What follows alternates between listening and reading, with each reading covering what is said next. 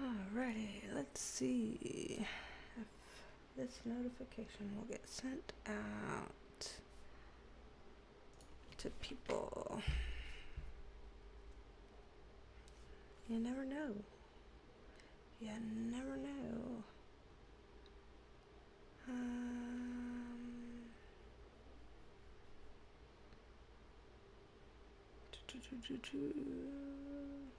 Let's see.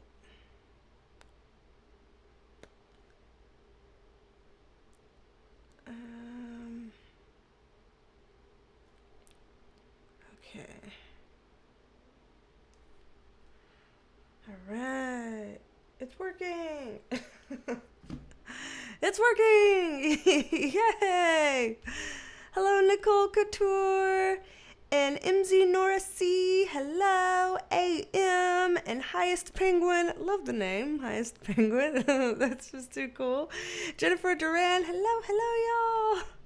Yay, a notification did go out. Thank you for confirming, AM. I was like, okay, I'm trying to figure this out. Let me get situated in my chair here. I was like, I hope this goes out. Fingers crossed. Can't ever know for sure with this crap, but yay. Good to know. Good to hear. Awesome. Hello and welcome. Thank you for being here. Oh, man. How are y'all doing today? This evening, this afternoon, whatever time it is for y'all. Let me look on my calendar. Let's see. MZ Nora C. Ms. Nora C, you're like, I've got a notification too for a change. Yeah, okay. Well, thanks, YouTube, for finally doing the things that you're supposed to do anyway. I don't know why it's so glitchy like that. I don't understand. You know, I don't know enough about technology to know why it sends things sometimes, it doesn't other times, and you know, I have no idea how that shit works. I just know that it's supposed to work. If you set it to something, it should do what you set it to. But apparently that's not always the case. NatCat180, hello. I'm perking all right today. Can't complain. Even if I will complain, even if I do complain, I don't really have great reason to, so... How are y'all? Hope y'all are perking good too. We made it to Thursday, right? Is that today? Yes, okay. I just had to check. Gwen Harris, hello. Yes, ready for a catch-up. I know, it's been... Let me do the whole thing that I do on all the lives where I see how long it's been since our prior live, the live before this. Let's see, last time we went live was... at the end of April, apparently. We went live on April 27th. We apparently skipped May and June, but went live on April 27th. So let me see if I can count weeks. 1, 2, 3, 4, 5, 6, 7, 8, 9, 10. It's been exactly 10 weeks since the last live. So between, 2 and 3 months, right at the halfway point between 2 and 3 months, it's been 2.5 months since we went live. Wow. I try not to let that happen, but it happens. We're doing what we can here, keeping up with all of this. It doesn't feel like it's been 2.5 months. I mean, it's like on one hand, it absolutely does. And on the other hand, it does not at all. So I don't know how to reconcile the fact that it can feel both ways at the same time, because that doesn't even make sense. But yeah, 2.5 months since our last live. So I'm glad to be going live again today, because I remember that one time that we went 3 months and I was like, never again will we go 3 months without doing a live. That's crazy. That's an entire quarter. We're not going to do that. And so technically, 2.5 months right now. Technically, we're going live in less than 3. Yes. Yes. Success. Oh my gosh. Lord of mercy, y'all. So, updates and things. All the updates and things. One thing is that I just, yesterday maybe, I don't know, my days all blur together, but I believe it was yesterday, I, filmed another video that I hope to get through the editor and the YouTube process and all the stuff like that I gotta do with it. Hopefully I'll be able to get that up tomorrow or Saturday. And that video was responding to a lot of y'all's requests. A lot of people had requests to do a follow-up tarot reading on the LiQWYD situation and all of that.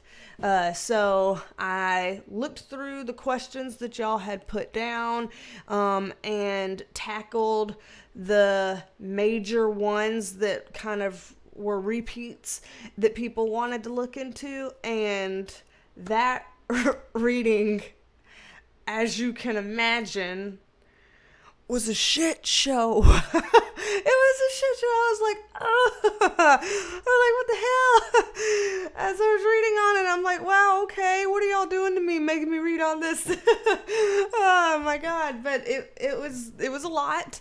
Glad to have done it, but yeah, recorded that. I believe it was yesterday. I don't know for sure. Like I said, my dates are run together. But either tomorrow or Saturday, that should get put up. I've just got to find time in my work schedule to go through and get it put into the right format for YouTube to take it, and then got to do all the little YouTube-y things where you fill out tags and you fill out the description and you do all the YouTube-y things, thumbnails, all that stuff. And so if I'm able to get to it tomorrow with my work schedule, then I'll have it up tomorrow. But if my work schedule tomorrow ends up being a dumpster fire, then it'll have to go up on Saturday. But just so you know, I've got that video filmed. How long did it end up being? Let me just check and see how long it was, because I felt like it was a long one. Yeah, 47 minutes and 43 seconds. So whenever that video goes up tomorrow or Saturday, it's 47 minutes long. So it was a little bit of a beast of a video there, but got at least 3 major questions answered around the LiQWYD saga stuff that people were still wondering. So just FYI, putting that out there so you know it's coming. It's coming. Let's see. KGB, hello. And Susie Q926, hello. You're like, oh my God, a notification. I know, right? That several people have said that. Several people have said, oh my God, we got a notification. Holy shit, you know. So yay, I'm glad to hear this. K Talks, hello. Will I ever do monthly horoscope videos? It's a maybe. The idea of monthly horoscope videos, I'm down for that. I'm down for the idea. The workload of it going through, 12 zodiac signs, and kind of getting that takes some time. And since that takes a good chunk of time, I haven't been able to do that, because I got 3 jobs right now. But the hope, the wish, and the dream is that sometime in the future, when I don't have 3 jobs and I have fewer jobs, then that would mean extra time available, and that would enable me to do things like that. So I'm saying a maybe, because I have the interest in doing a monthly horoscope video. Kate Talks, yes, I have an interest in it. Current ability, not so much. But very hopeful. I'm holding out hope. I'm not giving up on that idea yet. I don't want to throw it out. Don't want to throw the baby out with the bathwater. Don't want to give up on that idea yet. Holding out hope that will be a one day yes. So I'll just have to say maybe for now, because it's one of those no promises kind of thing. Anna 95, hello, sexy kitten, hello. Awesome. Glad y'all are here. Yay. So, yes. Good questions. And I did not have a set plan today because I figured that y'all would have some sort of ideas on what you wanted to talk about, what you felt we needed to catch up on, if there was anything in particular that seemed to come up in the group that we wanted to discuss or take a look at or whatever, then I figured I'd kind of go with the flow of the group today. So sometimes I have set plans or ideas, and sometimes I just kind of want to go with the flow of the group. So today is one of those days. Let's see. So I'll see if anybody's got any questions or ideas or things that y'all want to bring to the table. I'll wait a second and see what y'all have. And let's see, for everybody that's in the States, hope that you had a great Independence Day. Hope that it was a fun day and a relaxing day and not stressful. I know some people can get stressed out. So hoping that it was good for y'all. Let's see. Let's see. So K-Talks is suggesting something about Real Housewives Kyle Richards Mauricio separation. Never heard of them.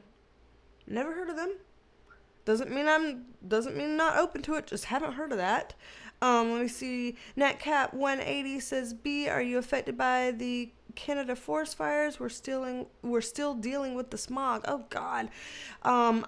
Down here, we don't seem to be affected by that. At least in terms of, nothing looks different in our air here in South Carolina. Nothing seems to feel different. I haven't seemed to, have any air quality issues around here more than normal. I'm sorry that y'all are still having that. My gosh. So, yeah, and I remember that the reading, that monthly reading had specifically talked about things like fires and stuff like that. And then when it happened, and it happened at the scale that it happened at, to the point that y'all are still being affected, and this is weeks, then that's kind of scary. Like, how do y'all breathe? Like, I know that sounds ridiculous, but I imagine people with like asthma and issues like that are probably really on the struggle bus and might need some kind of masking or, air purifiers in the house or things like that. I don't even know how you handle something like that, because in the house you can like filter air. It's not like you can filter air outside, really. Sorry that y'all are going through that, for anybody affected by that. Let's see. Susie Q926 RFK Jr. Okay. I'm more familiar with who that is than the first person that K Talks had mentioned. I at least know who RFK Jr. is, and that he's running for president. I don't know. I'm guessing Democrat, I think. Don't know a lot about him, but I know that he's of the Kennedy family.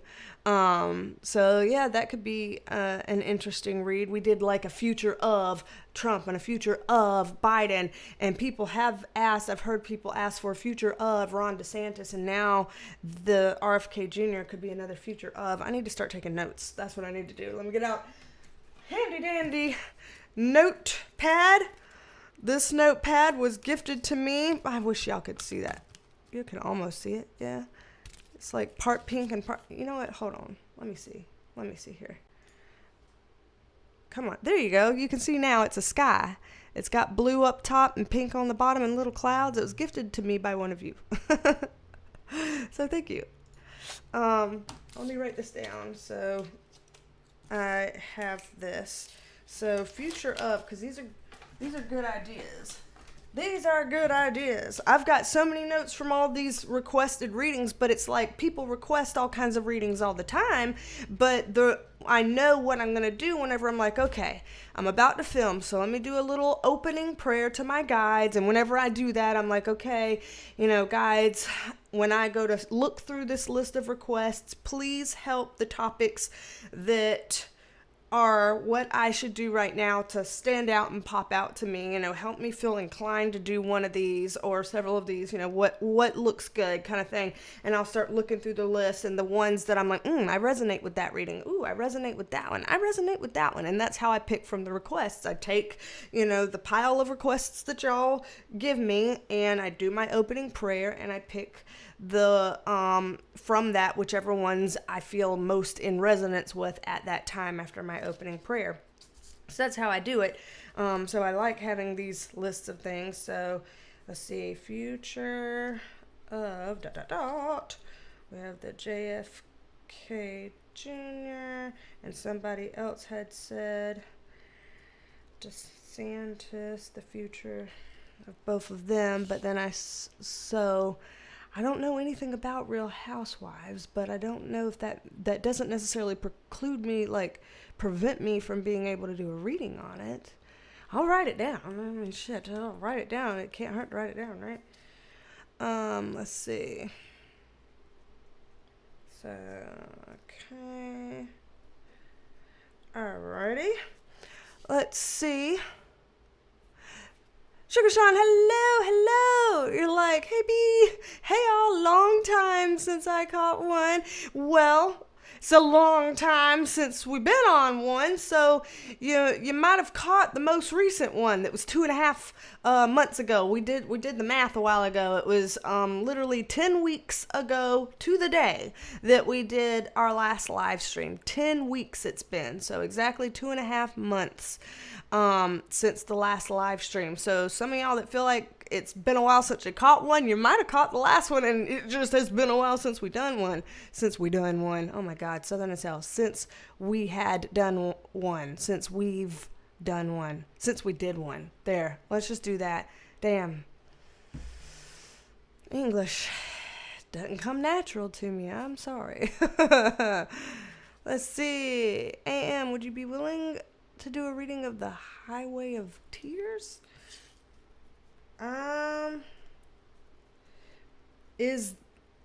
I'm not sure what that is. Is that hold on. I think I might know what you're referring to. Let me Google real quick. Is this about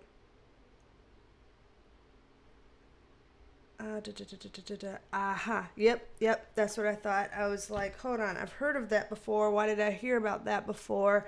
And yeah, I just did my little quick Google search about missing and perhaps people that are no longer with us, specifically targeting the indigenous population and things like that in Canada. So I will write that down. I don't know. I might would need help to know exactly what I'd be looking into around that, like what the questions are around that. I could try it. YouTube takes some stuff down sometimes. It leaves some stuff up sometimes. I was telling people, just in case any of you have joined before or after I gave this announcement, I was telling people at the top of this live that I believe it was yesterday, I filmed a video on y'all's request for people who wanted some more details and insights about the Alec Murdaugh situation and the Murdaugh family and all of that. And so I did a video, and I just looked, and it's 47 minutes long. So it's a long video that will get released either tomorrow or Saturday. And so far, YouTube has not taken it down. It's up there with a little green light next to it, which looks good, though I have not put tags in yet. So by the time I tag the video, who knows if it might be like, limited ability, no monetization or whatever. I don't know. But so far, it's looking good before I put tags on there. So there's some hope. In which case, if it lets me put stuff like that up, then it maybe will let me put something up like the Highway of Tears. So got it written down. Once again, open to it. Just no promises kind of thing. But thanks for suggesting that. And is there any type of situation that I won't read? Ooh, good question, K-Talks. I really take that kind of as a suggestion by suggestion type of thing. And the reason why I say that is a couple things. One, it's hard to kind of just sit here and make blanket statements of what I will and won't read, because every once in a while there's going to be an exception to the rule that I feel like, for whatever reason or another, I'll make an exception on this one because XYZ. So sometimes there's an exception. So I don't want to put a blanket out there saying I won't do anything like this or whatever, because there might be an exception. Also, because the inverse is kind of true. I don't want to say, yes, I always read on these types of topics, because every once in a while I might be like, you know what? I reserve the right to not read on this one for whatever my reason is. And so there might be an exception to that rule of something that normally I would read on, but this time, not going to happen. And there could be any number of reasons why that is. So I kind of don't want to give anybody's hopes up about something and then later decide to change my mind on reading about it. And I also don't want to say no to stuff overall, but yet there might be some exceptions that I'd be open to. So I kind of just take all suggestions in for consideration. And again, if I get into resonance with that thing, then I'll read on it. And if I just never get to resonance with that thing, it just continues to stay in the suggestion pile and just doesn't get read on. I will say that there are things that I tend not to do readings on. So again, this isn't a hard rule. It's just tendencies. I tend not to do readings on things like, how do I put this? Super open, fresh investigations, where I could be getting in people's ways. Like, as an example, back when it was a year or two or so ago with the Gabby Petito case, and people, as soon as they found out she was missing, they're like, ooh, do an emergency reading on her, and that felt uncomfortable because there were so many people on YouTube and TikTok doing readings like, oh, she's alive and she's here. Oh, she's already gone and her body is here, and all of this kind of stuff. And friends and family members were watching that and being like, should we give the cops any of this information? But they're saying she's alive and over here, and they're saying she's gone and her remains are over here, and that's conflicting. And you could see how that could interfere with, I mean, it's not going to literally interfere with an investigation, but like, you see how it could have the potential to be unhelpful, and get in the way in some kind of a way. And so for reasons around that, I tend not to do readings on something that fresh and that raw, because it feels to me unhelpful. Again, I'm not saying that's a hard, fast rule. There may be certain times or occasions where I would break that rule. I haven't yet, broken that kind of leaning, but I could maybe in the future. I don't know.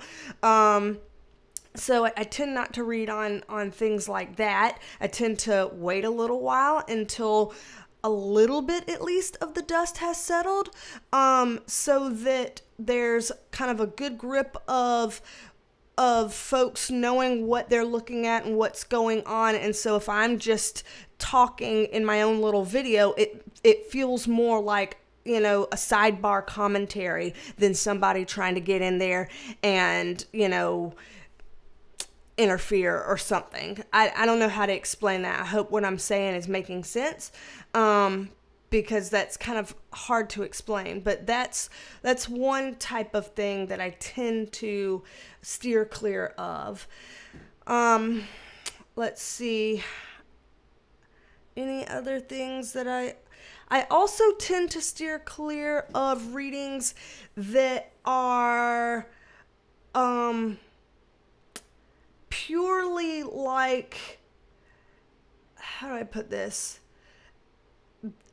Purely entertainment, you know, nosy neighbor needs to know type of thing, without any kind of like, hey, this could be in some way helpful or whatever. I try to stay away from that. So what I mean by that, because it's probably hard to explain that, is like, I don't necessarily, I'm not the type that will be like, oh, you know, people are wondering if, you know, such and such celebrity is pregnant or going to get pregnant. Let me look into if she's pregnant now or if she's going to get pregnant soon.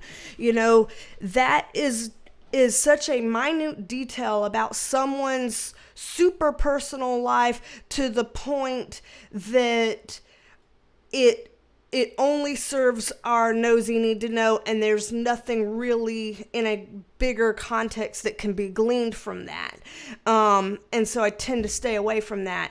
However, I have, as people have seen, done readings on celebrities and on celebrity situations.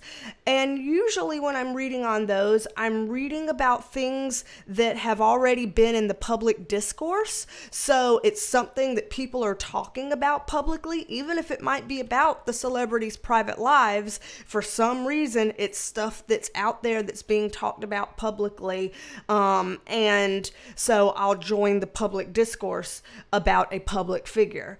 But I don't tend to just dive directly into someone's deep, dark, secret, private life just for the sake of nosiness or whatever. A lot of times it's joining public discourse for a public figure and talking about things where I get context from my guides that can be helpful in a broader sense some kind of a way. It can give us insights into what people might be going through or feeling, why they're acting the way they are, why they respond the way they do in a certain situation. That can help give insights to human behavior and to why we do the things we do when we're motivated by this, that, and the other, or, you know, stuff like that. Things that sometimes people will watch readings that I'll do about public figures, and they'll be like, oh, as I was listening to that, it reminded me of a relationship that I have or that I'm in, and it made me think twice about this, that, and the other. Like, maybe some of the things I'm going through, it's not okay or something, you know. And so it ends up helping people some kind of a way or something. I don't know, that there's more to it than just purely, I'm fishing in for the most intimate details in your private life, and just because I'm curious or whatever. I tend to avoid that type of stuff. Again, not making any hard and fast rules here. I'm just saying I tend to not really go there overall. So stuff like that, I hope that helps. Yeah, I was going to say I tend to try to not talk about stuff I could get taken down on YouTube for, but that's not true. I talk about shit like that all the time. I just try to code word it, and if it ends up going down, I'll put it on the Perk Squad or something like that anyway. So I do all kinds of stuff on conspiracy that YouTube wouldn't usually like. I talk about it anyway. So yeah, I was about to lie on myself about that one. I try not to do too much of that because it's risky, but I do it, so I guess can't say that. So there's that. There's probably lots of other things that I could think about, but I don't want to, belabor the conversation much more. Hopefully it makes sense. I'm going to go backwards here in the comments a second. I'm going first to see what y'all have said about what I was just laying out around my kind of reading parameters. I'm going to see what y'all said about that. Then I'm going to go back up to where I left off after Kay's question and see what other people said in the in-between. Hopefully that makes sense. So let me see what y'all were saying about that. Okay.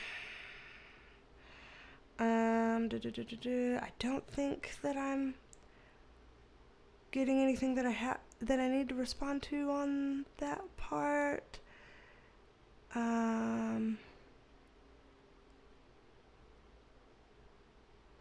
Let's see. Except, let's see, Just Call Me Hen.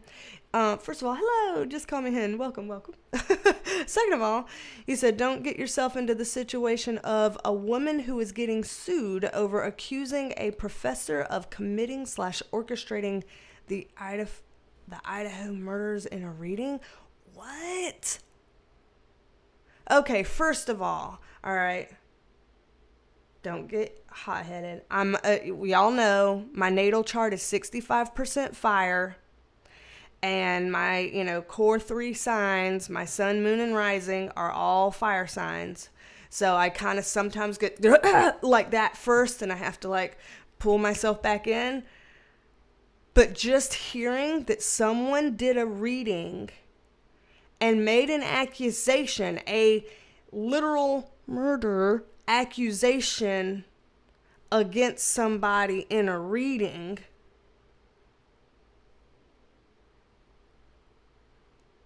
all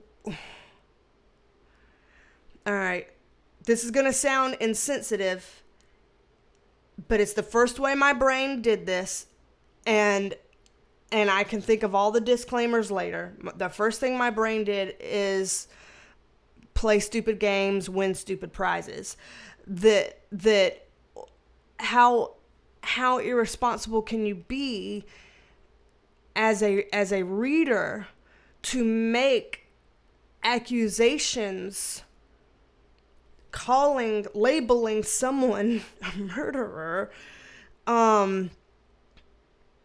Because if that person, if that accusation goes wide enough that person starts losing credibility, people start looking into them, they lose their job, they lose respect from others, and this and that in a provable way, that's a defamation case right there. Now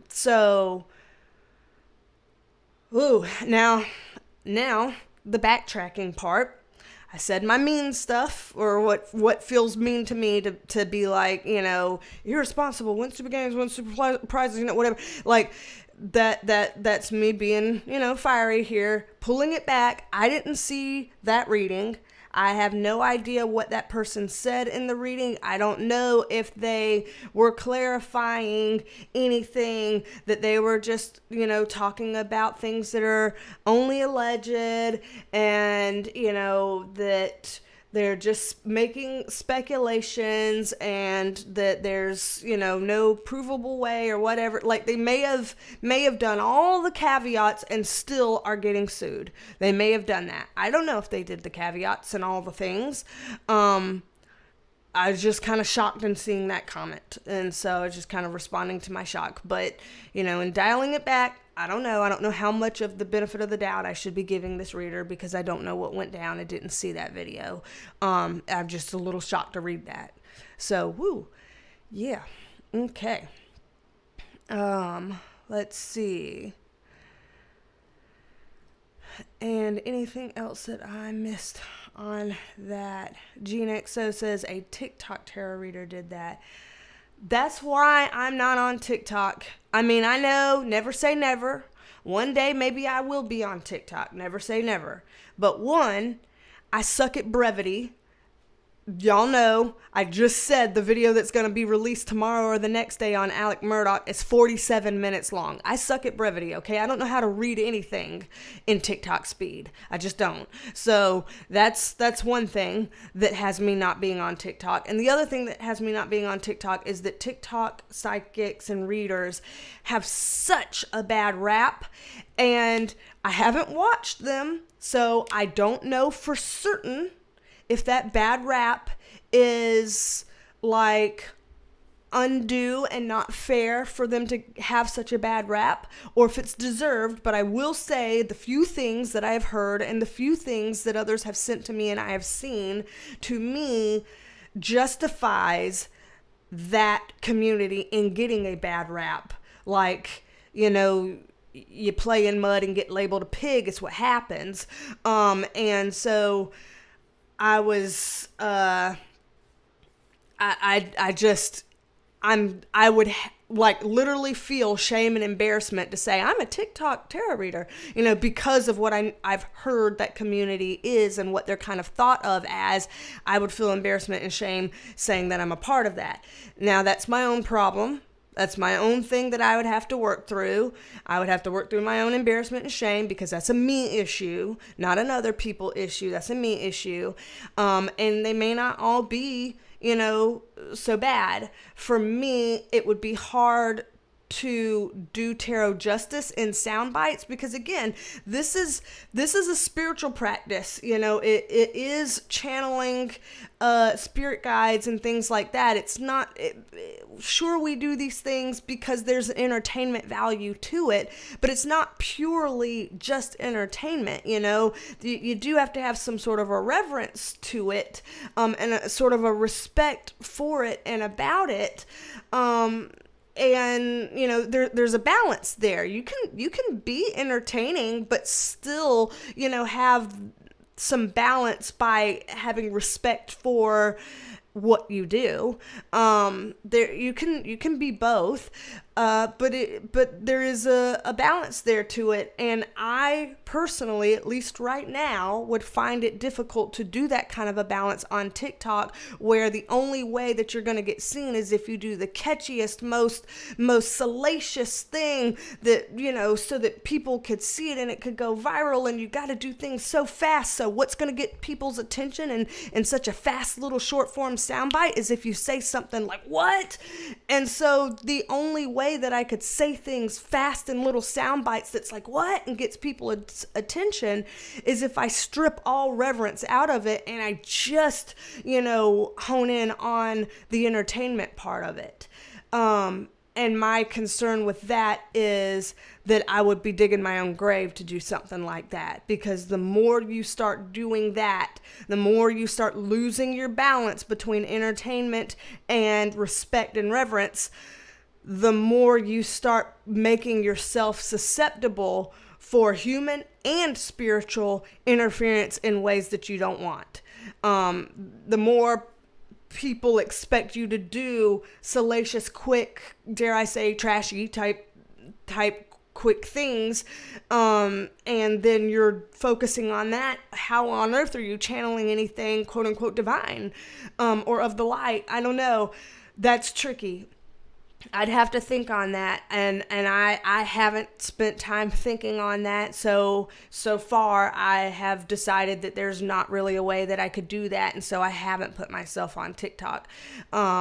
Maybe one day I could think about it some more and reflect on it and figure out a way, and I might, be on TikTok one day. I reserve the right to change my mind, but where I'm at right now, I don't see how I could do that. I don't know how to do that balance, and that balance is very important to me.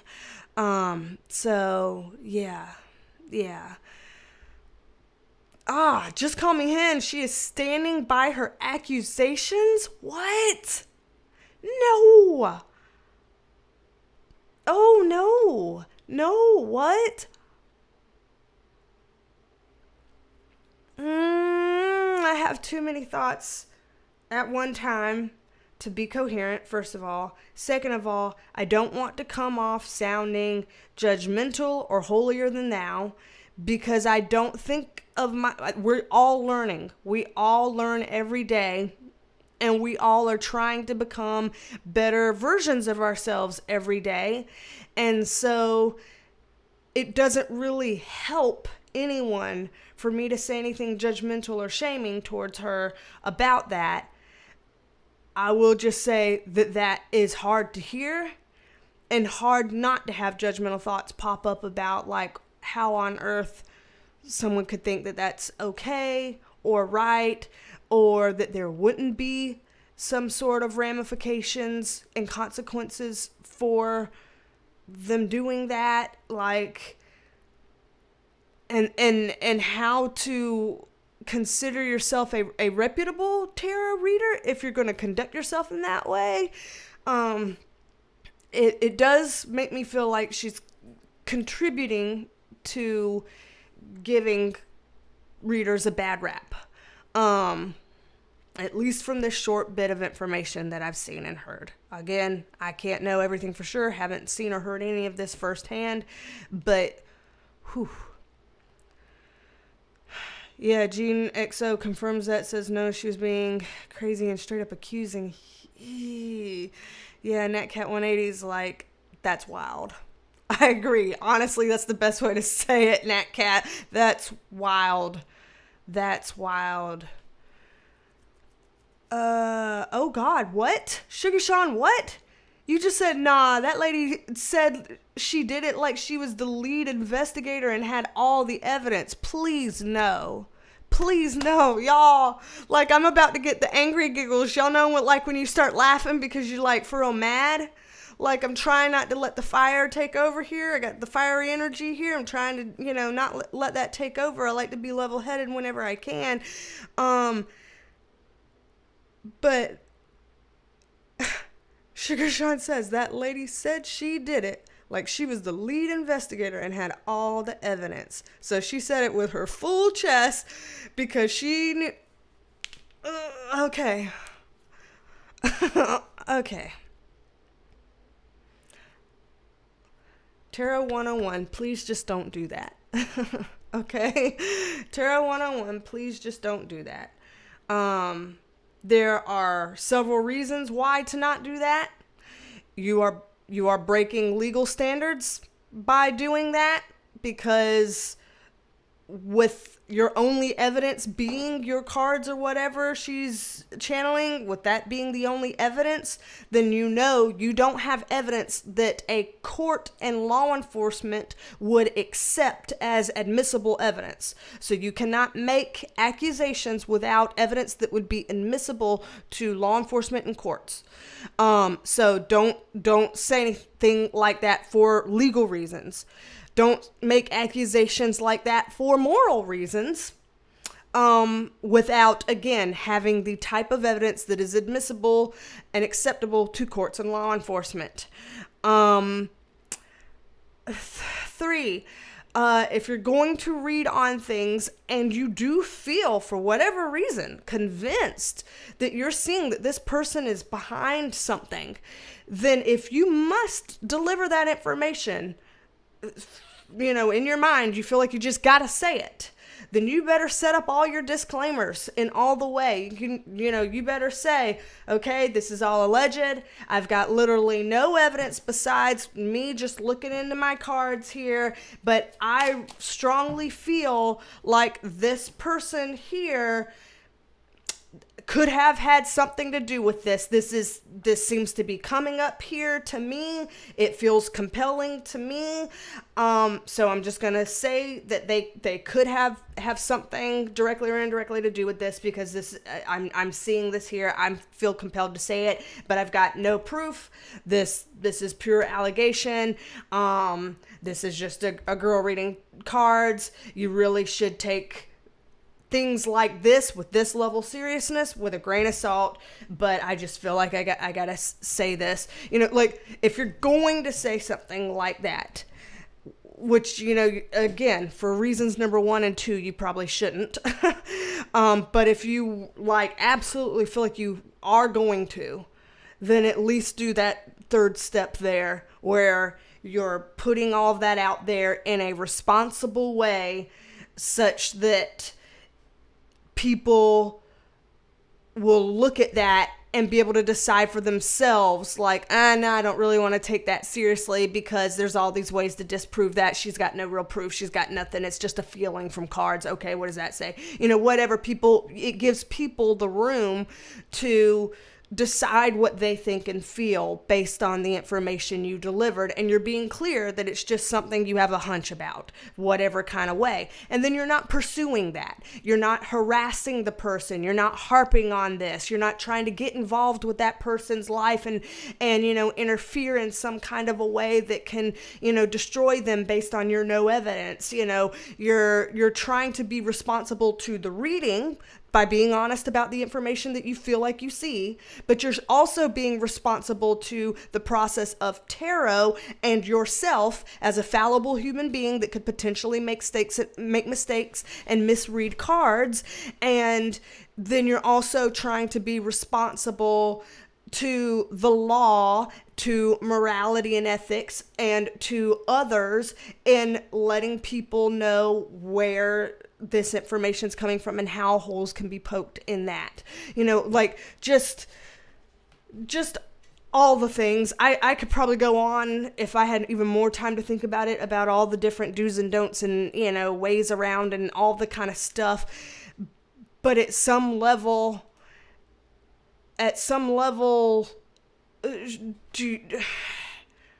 yes, at some level, Camila, I miss common sense on some people, because why? Yes.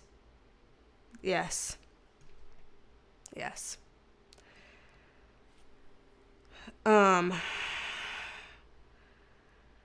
dear.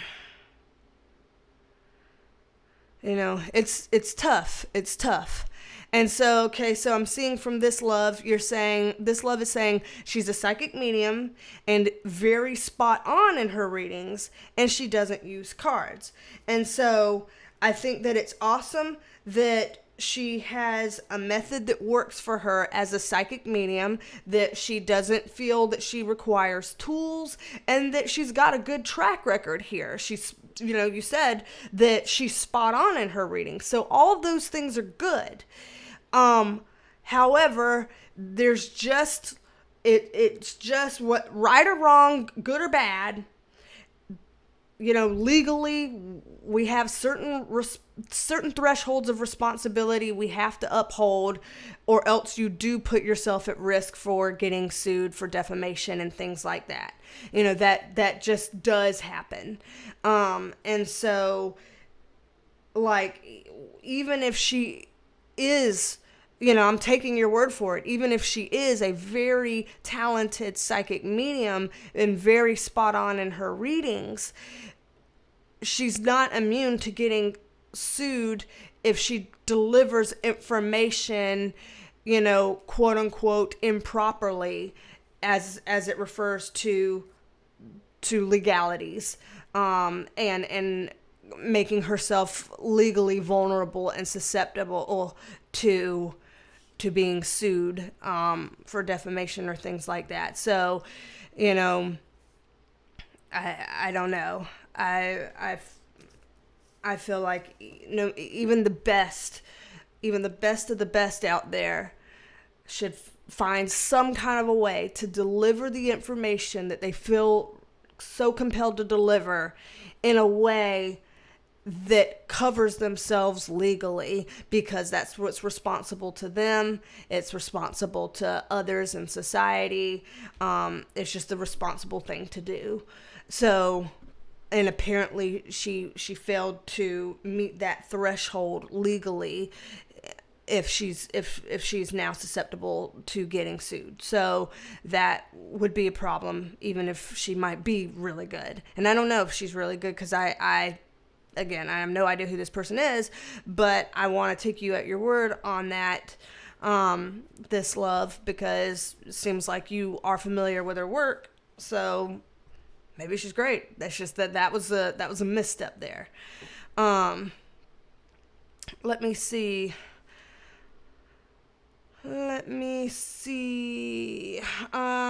Okay.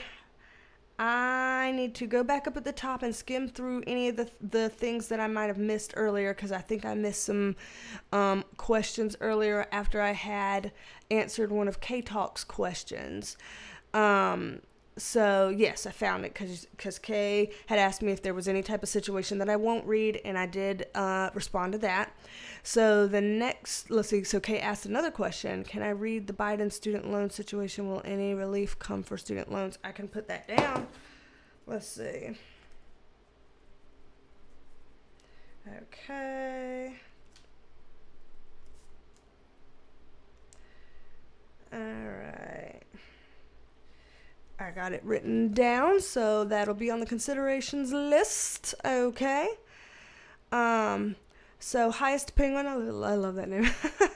Highest Penguin. I think if somebody subscribes to the channel, that there's a penguin that like comes up to dance with some music or something over here. I think I don't know for sure. Don't quote me on that. I might be wrong, but I think that there's a penguin that dances to music when people subscribe. But I love the name. Just saying that to say I love the name Highest Penguin. But you are also saying yes, RFK Jr. So I'll put another check by that one. So you're voting for that as well. Okie dokie. So let's see. Emily Valdock, hello. I didn't say hello to you yet, so hello to you. Didn't say hello to Jessica Eileen yet, so hello to you. And Jean XO, technically I've been talking to you, but I haven't said hello to you, so my apologies, my manners, shitty manners. Hello to you, Jean XO, and thank you for being here, and thank you for modding. As always, you're so kind, and I don't know how you do it all, and you just seem to like it, and I'm just grateful. I don't understand it, but I'm grateful. So thank you, and welcome. Let's see. Okay. And, another question, Kate talks from up there. What is the future of work from home? In the next few years, are more companies going to make people go back to the office or be more flexible? So, future of remote work. Okay. I got it written down. You got a lot of questions, Kate Talks. You're really good at this. Let's see. Marina C, hello. Glad you're here. Alrighty. Sugar Sean, ain't nothing wrong with our Southern English. Girl, like, except for a while ago, I did one of those, like, I seen or something like that instead of saw or we had seen or something. I did some kind of a something like that I'm like, nope. And I tried to course correct, and I don't know if it helped or made it worse. So there was that. Kate Talks, you have another question up here that I'm seeing? Man, if my brain could just be as creative as your brain, I probably could go farther in this life.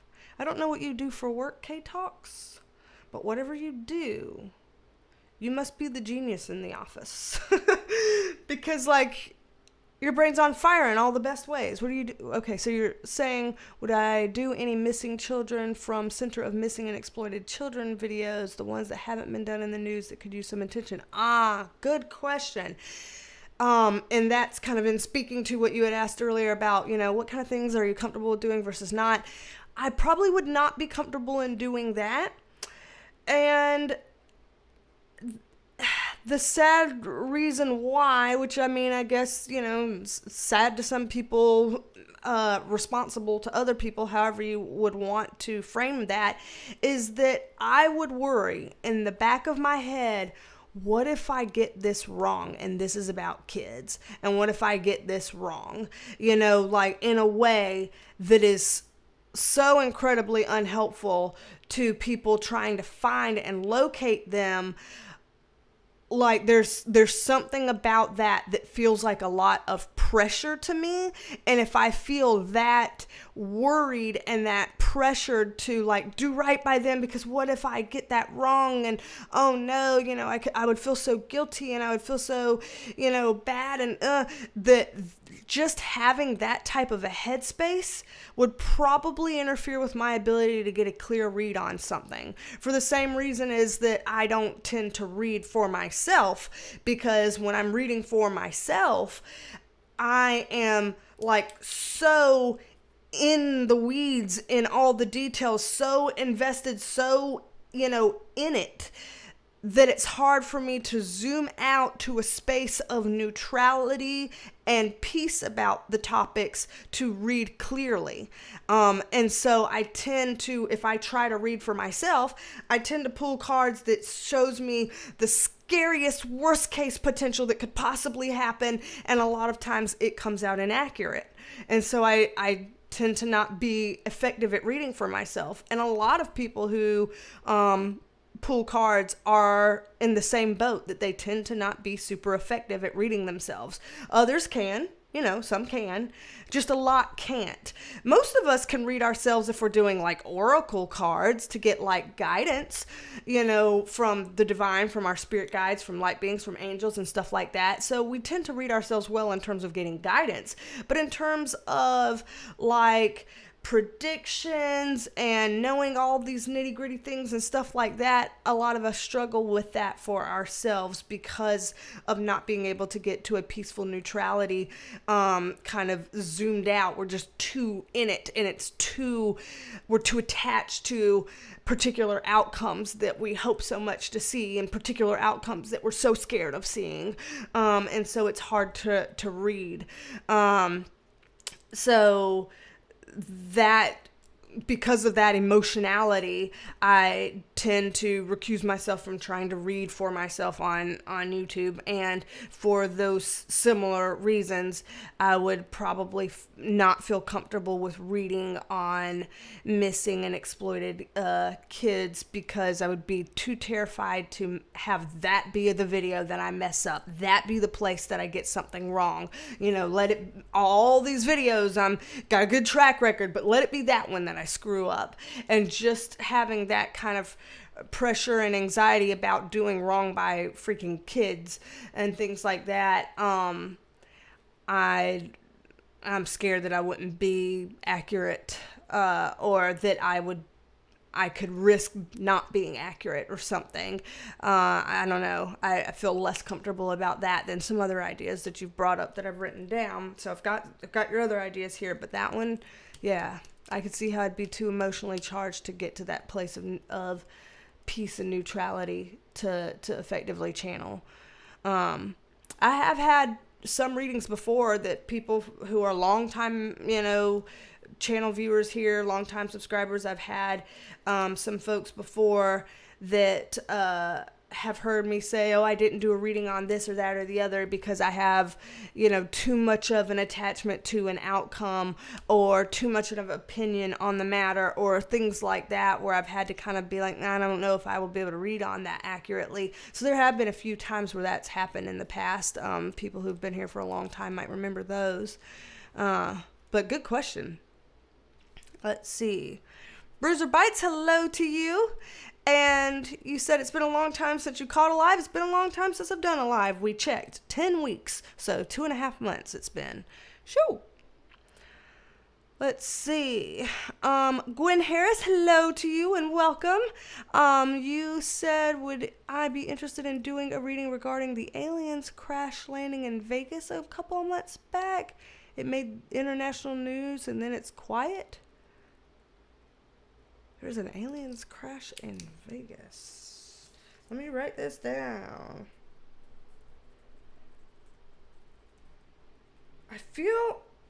I'm getting some deja vu about this, where I feel like saying, what? That happened? What the hell? But then I feel like I remember somebody else being like, yeah, it happened and it was this. And I was like, yeah, I'll look into it. And then I apparently didn't look into it. So I might have had this conversation before with you or someone else about this this crash landing in Vegas that you're mentioning, because holy hell. So I wrote it down. I got it on my little sticky note list here, because that's interesting. Yeah. Wrote it down. Thank you for the suggestion. Got it in the list here. Let's see. Kitty and Lou, hello. Let's see. Oh no. Okay, we're sending big prayers to Kitty and Lou.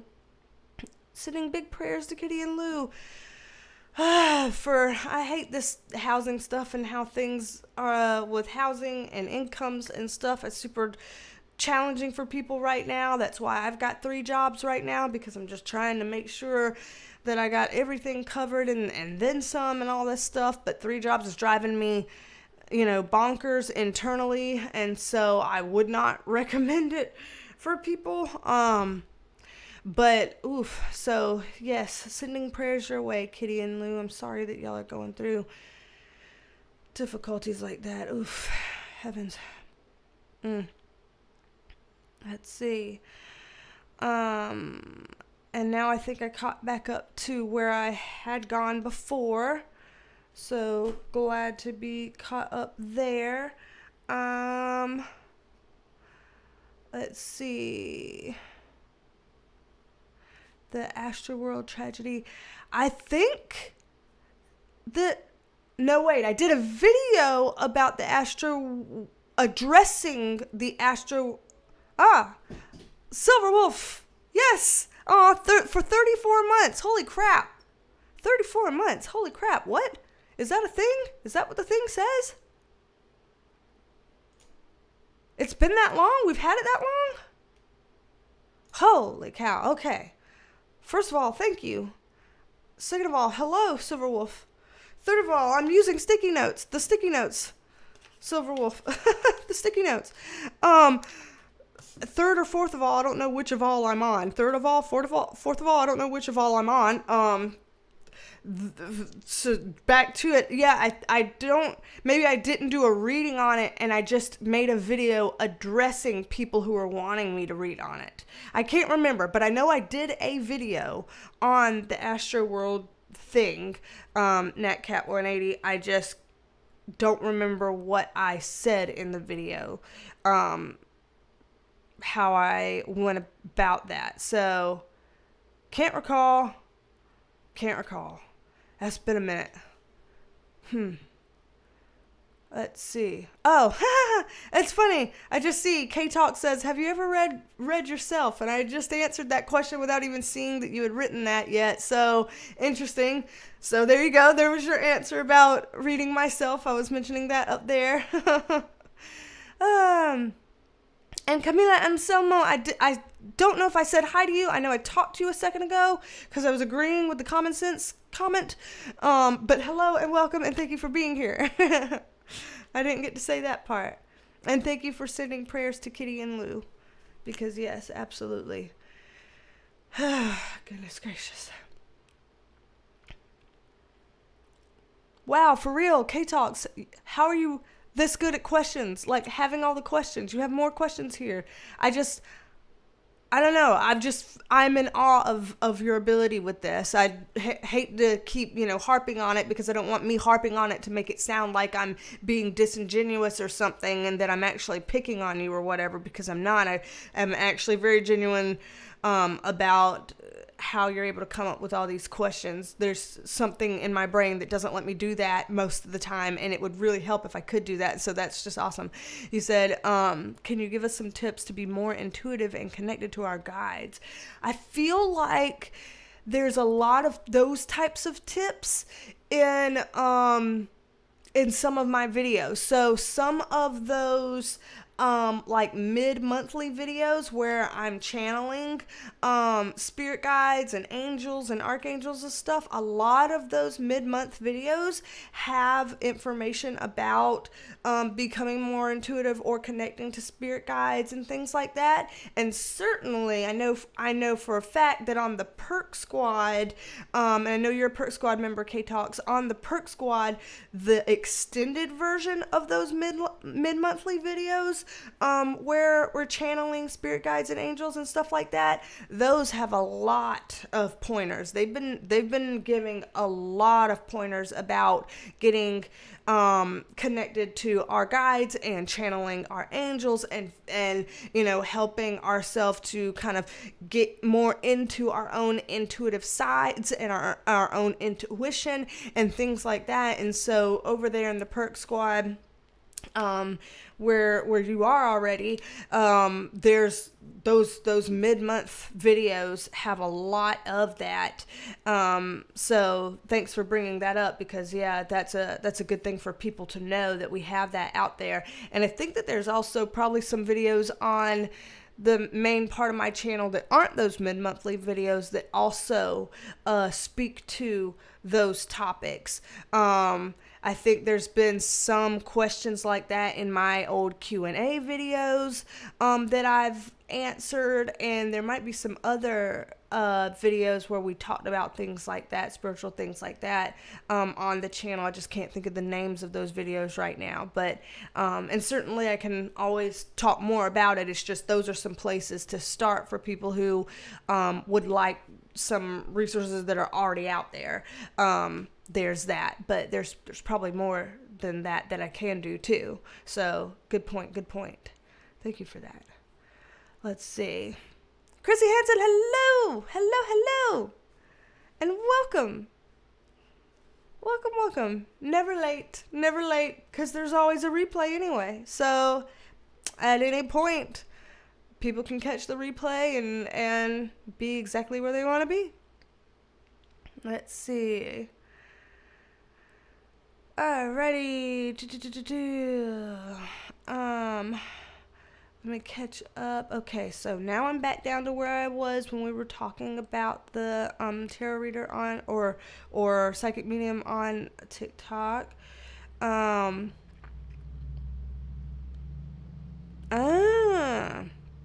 Another good question, K-Talks. I swear, you're the MVP of today in terms of good questions. Can you tell when someone isn't psychic or is just reading falsely? I would say mostly yes. And I'm not talking about like, can I tell personally? I'm meaning like, can we, people in general, tell when people are doing that? I would say mostly yes, but for people to feel secure in being able to tell, unfortunately, you probably have to kind of take it as a body of work type of thing. So, there are some tarot readers that on YouTube, and I can't remember their names because, again, most of y'all on here know that I don't watch any other tarot reader on YouTube. Like, I just don't watch anyone on here. And it's no shade to anybody. I just, in my free time, I don't want to watch more tarot. Say you're a baker at work. In your free time, do you want to watch videos about baking, or do you want to kind of watch something else if you've been baking, for your job kind of thing? It's like, so I don't really go to other tarot readings to kind of escape for the day. I watch other videos and stuff that's unrelated to the work that I do a lot of times. And so no shade to anybody, but early on in the channel, there were some people who were recommending other tarot channels. And at the beginning, when I was, just started doing this, like on YouTube, maybe 3.5 years ago when I started doing this on YouTube, I was like, oh yeah, let me look up some other people and kind of, check out their channels and stuff like that. And I remember feeling, and I know this sounds bad, but I remember feeling kind of shocked at some of the people who were recommended, like some of the names that people recommended, saying, watch this person's channel. And I felt like that I was watching their channel and they were making a slew of predictions, some being very specific predictions, and none of them coming true as they were predicted. And none of them coming true as predicted, or also some things that you just couldn't prove if they came true or not, because nobody who would have that information to know, or something like that. And so there was no way to formulate a successful track record based off of that. And I remember feeling like, what? People are suggesting that I watch this person, and this person has a ton of subscribers and lots of commenters, channels way bigger than mine. And I'm like, but they're saying things that did not happen the way they said they were going to happen. It didn't come true, but every video they'd be like, oh, it didn't happen that way because things changed or something changed. And I'm like, I understand that it is possible for you to make a prediction and for it not to happen that way because things change. That is possible. That is possible. But if every one of your predictions basically doesn't happen that way because things changed, then when, you got to at least get something that did happen that way and it didn't change for people to feel like they can trust it or buy into it. Unfortunately, that you do got to have some hits as is, and so I just remember being shocked of seeing some people with big subscriber counts that was happening with. And I was just like, wow, oh dear, maybe I don't want to watch these kinds of videos anymore because this is probably going to cloud my judgment and make me unsure about what I'm seeing in a reading, because what if what I'm seeing in a reading doesn't match what they're seeing in a similar reading? Well, which one of us is wrong? And all that. I was like, you know what? Don't mind fuck yourself. Just don't mind fuck yourself. Just you do you. Stay in your lane. Eyes on your own paper, and let the chips fall where they may. And there's that. And so, and that's one way that you can tell if someone either isn't psychic or they might be psychic. They're just not super accurate yet because they haven't honed into their ability to be accurate some kind of way yet. We all learn in our own way in time. We all develop and stuff. I think it would be shitty to say that a psychic has to be, super accurate all the time, whatever. Like, people are allowed to misinterpret, things are allowed to shift and change from one potential into another potential. Those things do happen.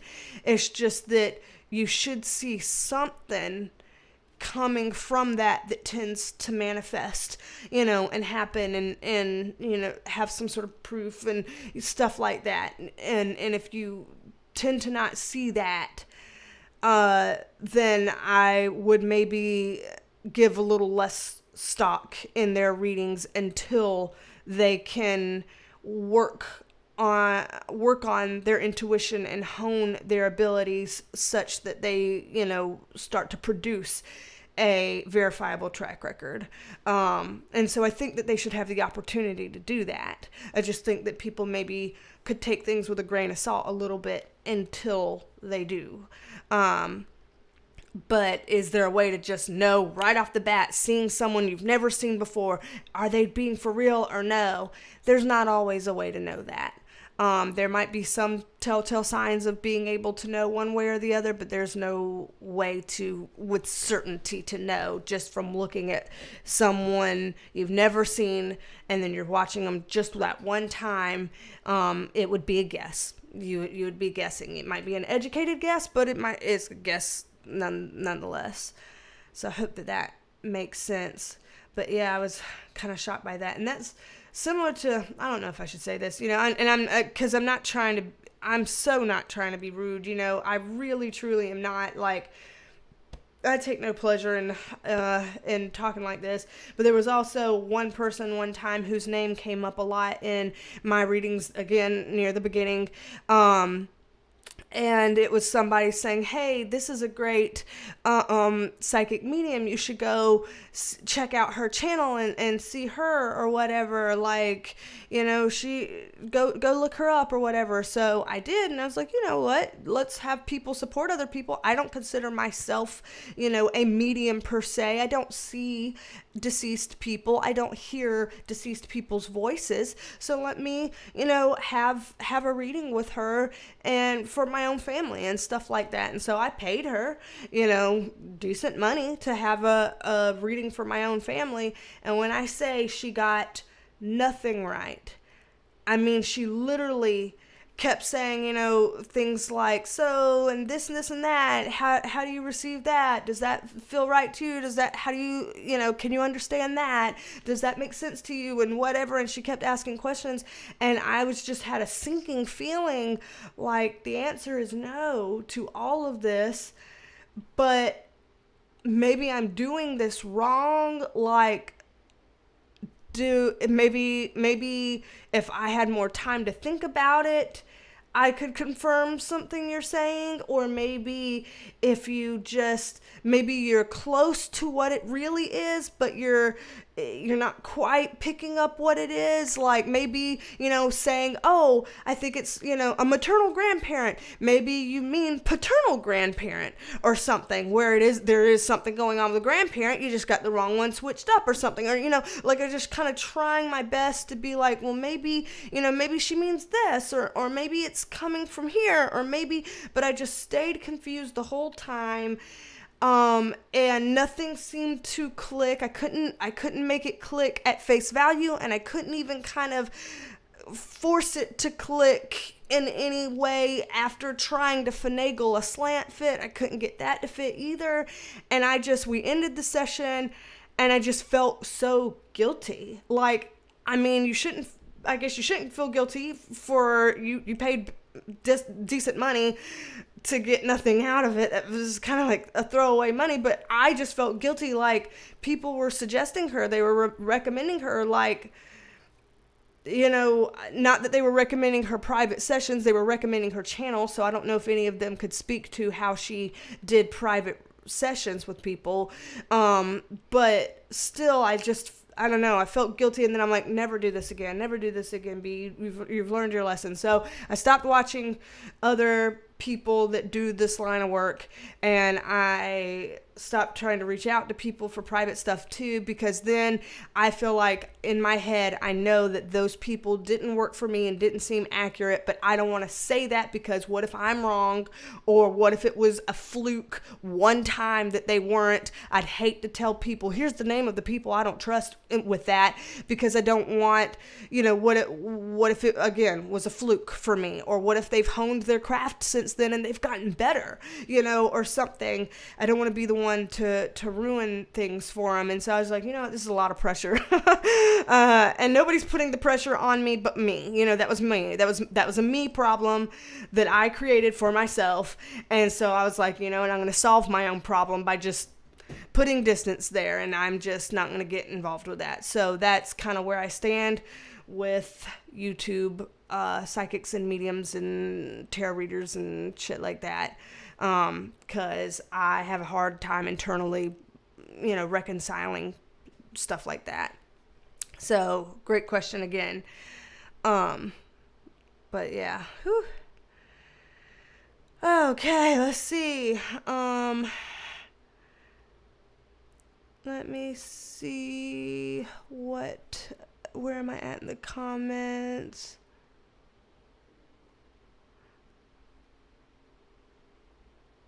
Oh dear. Yeah, GeneXO says there was a guy on YouTube that had a wooden swinging magnetic nail that was like a yes, no, maybe thing, who was flipping out on viewers for not donating because he needed $500 more to pay his rent. Oh dear.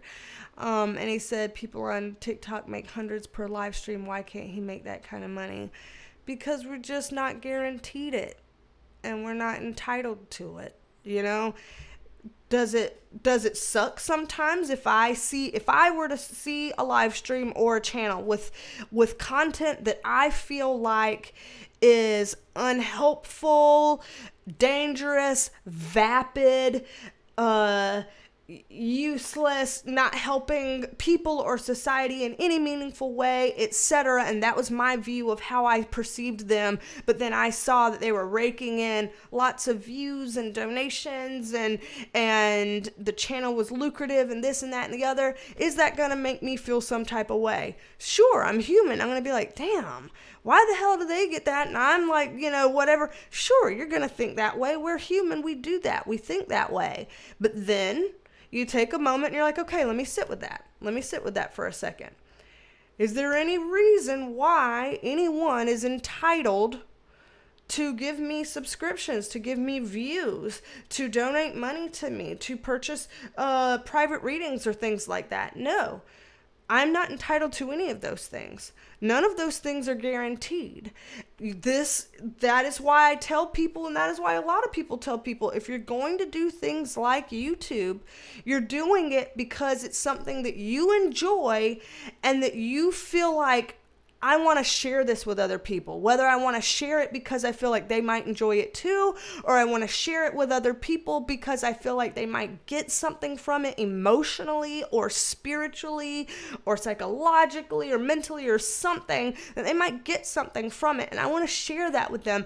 And so if you're on here being like, that's my reward, is that I am enjoying it and I want to share my enjoyment or how it's helping me with other people so that they can be helped in the same way, then you start to feel a little bit better about that. You start to feel better that the scales are not tipped right now in your favor, and it seems to be tipped in someone else's favor, because you find the other ways that this is rewarding to you, and you are aware that you're not entitled to anything further and beyond that, and it's never guaranteed that you get anything further and beyond that. Would it be nice?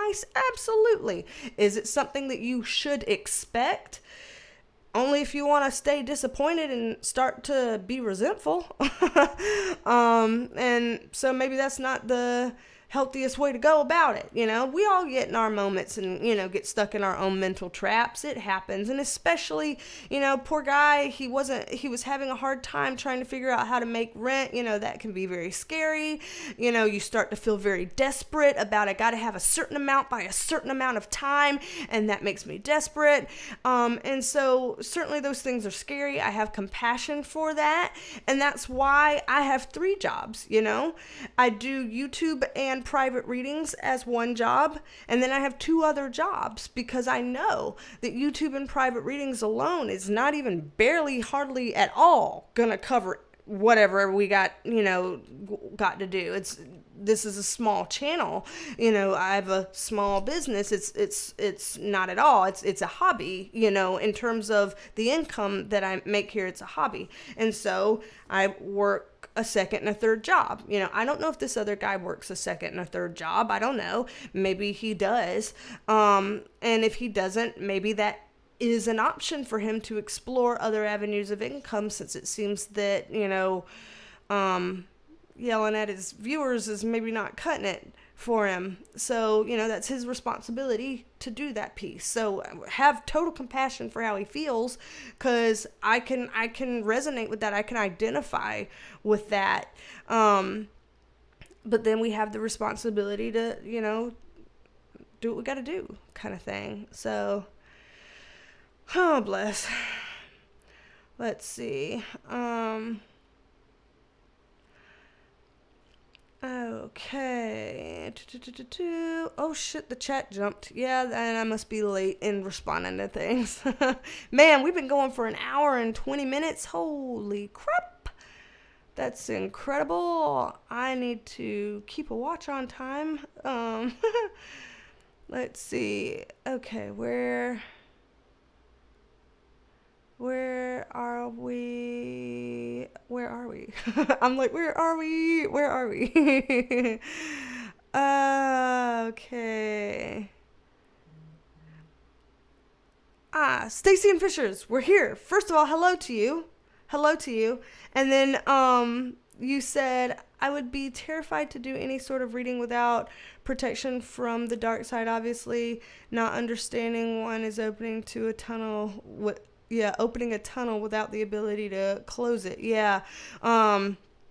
Yeah, I get what you're saying, and kind of in speaking to wanting to be at the right headspace to do a reading, and the right, headspace to cover certain topics and stuff like that, so that you can make sure that you're channeling accurate information from safe types of channels. So very valid point. Seems like commenters are saying that there was a spammer in the chat and that the mods got it, which means thank you, Gene XO, because I never even saw it. So that means that you are way on top of it, which I already knew. Thank you. You're incredible. And I appreciate you. Let's see. I'm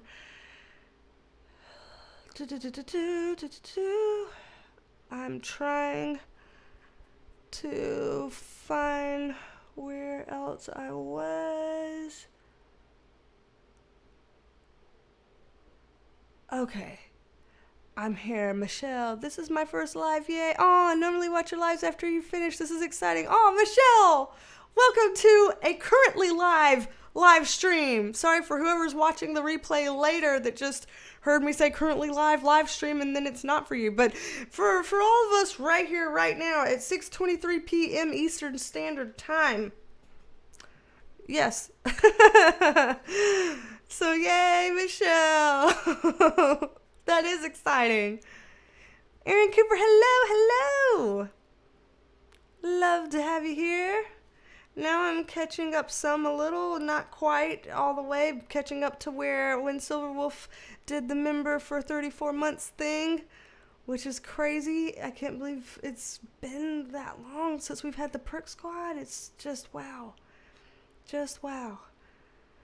Okay, let's see. Where am I? Ah! Wendy Olsen, you did yours as well. Hello. Love it. And so, yes, hello, Wendy. I haven't said hello to you yet, I don't think. So, hello, welcome. I haven't gotten all the way to the bottom of the comments yet, so I'm still playing catch up from some good questions that we had earlier. So, let's see. All right. What? Silverwolf, hold on. I'm just seeing your comment. You said, I actually want to go back and watch your last video. They found COKE, as in, like, you know, kind of stuff in the White House. Please say this is a joke. Are we kidding? What the hell? Like, all I can do is laugh. I mean, it's not like it's funny, but it's funny. It's not funny, it's funny, you know? I don't know how to explain that. I apologize for laughing if that's seen as disrespect, but what the hell? Jeez Louise. And that's what Highest Penguin is saying. You said I have a funny topic. Who brought it into the White House? What? Oh my gosh, so that's a real thing then. Then that really happened. Wow, okay. Okay then.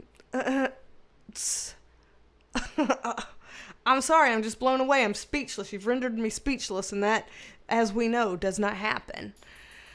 Let's see. Sure, Sean. All right, chat. Investigative poll for research purposes. Showboat or Van Camp's pork and beans. And you're having people vote. Oh, that's funny. That's funny. I don't even know who I'd vote for because I don't even know if I've had both. Oh, man. Do I need to throw in my Southerner card? Lord. Y'all are funny. Oh, man. Cry for the Moon. Hello.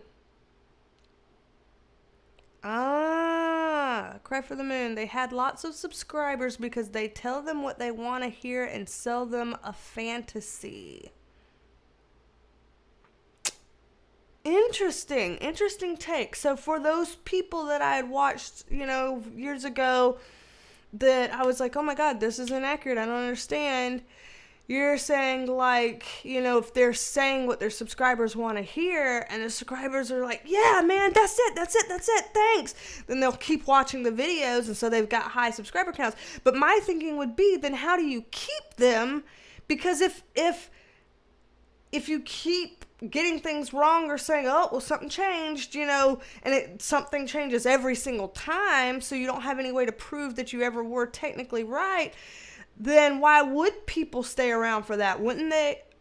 They just stay around for that because they like the confirmation bias, and so they just assume that it's real anyway, because it just confirms what they believe. Because if so, then how do you get away with that? Like, again, because somebody's got to objectively want truth, and then say you do get away with that, and say you do private readings for people. Well, if you're not doing well at predicting anything, and then you do private readings for people and you're wrong on all of them, then nobody will ever want to have a reading from you again, right? I don't know. I'm just mind blown at this, but that's a very interesting point to bring into the mix, Craft for the Moon. So thank you for that. Shoo, Lord. Silverwolf says, we know how dialed in B is by how red her ears get, and also because this ear right here is just a little bit pink. This ear right now is pretty red. So what does that say for right now when I'm not technically doing a reading and I've got one slightly pink ear up top? Because you see here at the lobe, this is a little bit more skin toned, and then here is a little bit more pink. Then over here, very red, little bit skin toned at the lobe. Like, wonder what that means there then. Cause yeah, sometimes when I'm like into stuff, then my ears get like that, and I'm like, damn it. Oh man. Let's see. Oh, there was a tarot question in it, and the chat just skipped. Shit. Where did it go? There was a good tarot question, and the chat skipped. Found it. Cindy Mamos. First of all, hello, and welcome, Cindy. And you said tarot question: how to interpret a generally positive reading with a negative outcome card? I might need to know an example, like how to interpret a generally positive reading with a negative outcome card. Does that mean, like, how do you, if you see something negative, how do you read it in a positive way? Or does that mean, like, the reading has been positive the entire time, but then when you're looking at the outcome, that card seems like a negative card, and so it's like, wait, hold on, everything seemed positive, and now you just threw that into the mix, like, or another way, your question might mean something else too. So if you're still here, I'll, give you time to kind of write a clarifying point in there, just so I make sure that I'm, like, appropriately answering your question and not answering a whole different question that you're like, that's not exactly what I asked, I don't want to mess up that. Dawn Marie, hello. Awesome.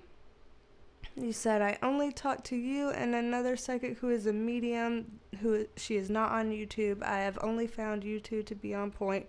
Aw, well, I'm glad that I can be helpful, and I'm glad that the medium can be helpful too. And thanks for sharing that. Let's see. Aaron Cooper, doesn't sound like he was hitting it off with his followers for that guy that we were talking about earlier. Bless. Let's see.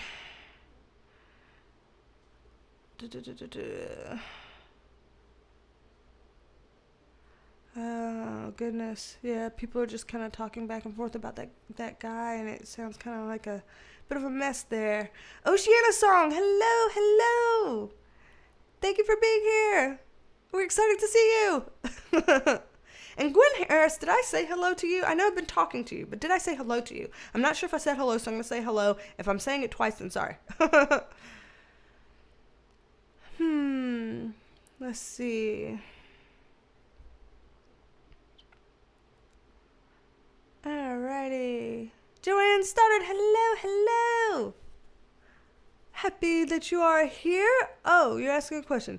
You're saying, I'm like, oh, I'm sorry, you're asking a question. So, Joanne, you said, how do you access the Perk Squad once you join? I believe that I joined, but I don't see anything from the Perk Squad. That's interesting. Like, yeah, if you click the join button and go through whatever their process is, then it should show you as a member, and you should have your Penelope face and all the things that come with it. Sometimes, just to troubleshoot, sometimes if people said, I'm not seeing, the access and I thought I had it, sometimes they joined it on a different account than the one that they're looking at now that's not showing it. And sometimes if they had a card or something they tried to put through that the payment didn't take or something for it to go through. I feel like there was another thing that somebody said to troubleshoot. Was there? Or that if someone was a part of the Perk Squad, but canceled it or paused it for a minute, then it goes away until you rejoin or something like that. And so there might be a couple things to look into to see if any of those things fit. I wish they allowed creators to have kind of more of a say in that process so we'd be more helpful when it comes to troubleshooting. But unfortunately, we don't know much about, those technical questions. We just kind of make sure that we create the perks that can be available to y'all, but then the technology has to get it to y'all when y'all are trying to join, and that part we don't have access to. And that's kind of frustrating, because then I feel like there's only so much I can do that's helpful. Let's see.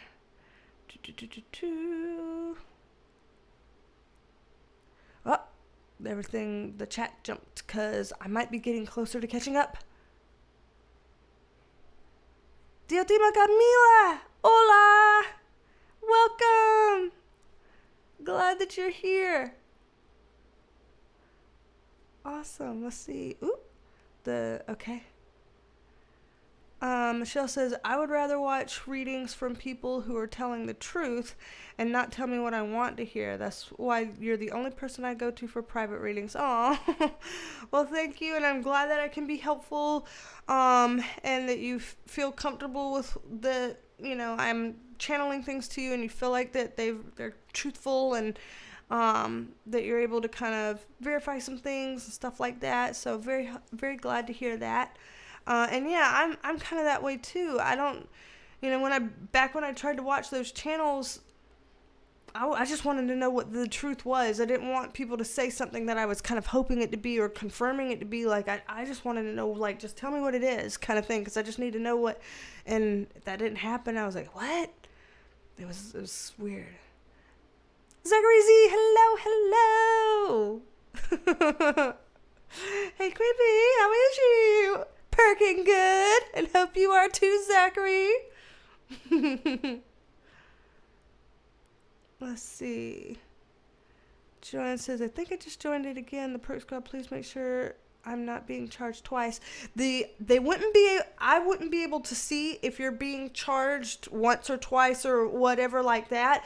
All they would let me look for is the username. So I'm allowed to see all the usernames that are members of the Perk Squad. I'm allowed to see that. So if I were to see like 2 accounts that say Joanne Stoddard, if I were able to see 2 accounts that said that, then I would know, oh, you've got 2 different accounts listed there.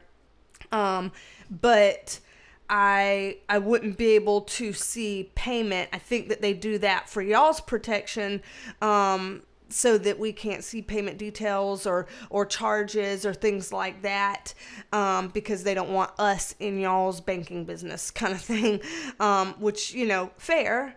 That's good protection for y'all, but then it also means that I have a harder time troubleshooting some stuff. So all I would be able to look over is to see if I see your username twice, or 2 different usernames where it's letting one Joanne Stoddard, join here and another one join here, and be like, interesting, I'm seeing 2 that joined back to back, and I can like briefly try to pull that up right now. If I can't find it quick, then I might have to just come back to that and let you know if I see it later. But right now I did a quick refresh over here on my other screen, and if you had any kind of joining recently, I'm not seeing your name on the recently joined list, and so I'm still skimming through. I'm still not seeing your name on the list that they have here so far.